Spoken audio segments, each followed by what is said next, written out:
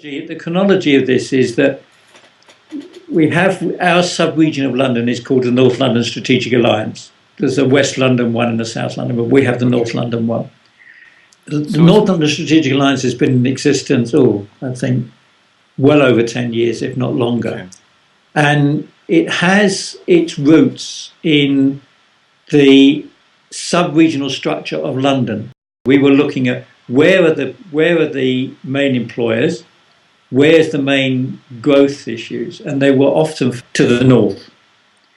We also have a main railway line, the West Anglia line, which runs through the whole area, which is desperately needed to be enhanced in order to be able to lobby government and to lobby everybody for the resources. We're talking about a large amount of money for the resources to open up the corridor, to build houses, to get jobs. We needed to get those municipalities to the north of London, where the line would also run right up to Cambridge, on board about lobbying for that improvement to the rail infrastructure. So the chronology was we had a common interest to improve the rail and other transport links, which ran through the whole of the functional area. That became a very clear initial kind of gathering of our views about what we should do.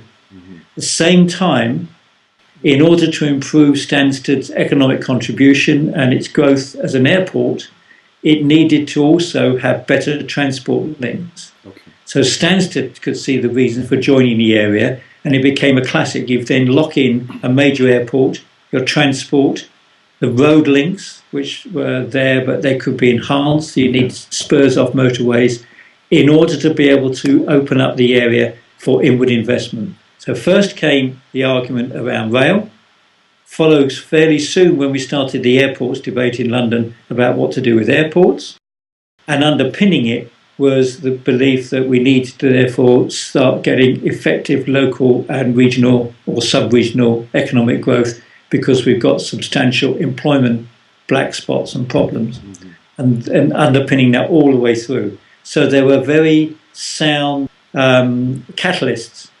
around which we could lobby, around which we could come together, and around which we agreed.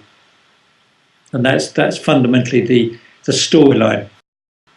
Once you start working on a project, then of course it feeds on itself, doesn't it? So, for instance, we started talking about the rail services, and that gets us talking together as a group of people, and from out of that, other things develop. So, if you're trying to identify stages, then you find some of those socio-economic, physical drivers that are there in any case. Mm-hmm.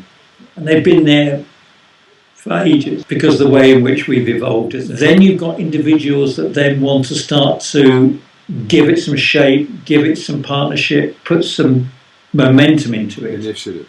Yeah. And are able then to relate it locally and regionally or sub-regionally, regionally and then nationally. But you do need, for the starting point, you need a people bit. And then it's how do you institutionalise the arrangement. And also there's another thing too enshrined in legislation called the duty to cooperate. Mm-hmm. And that's quite an important piece of national legislation. It requires you, if you've got a major plan, that you have to have a duty to cooperate with all of those planning authorities which are stated, that you have to consult and cooperate with them. So if you took a major development to the planning inspector to have it validated through what is called an independent examination, and you had not gone through the process of consulting with the adjacent planning authorities, even quite some distance away, the planning inspector would throw the plan out. So the duty to cooperate has now forced the authorities who are adjacent to each other to discuss and consult on how they're doing their development.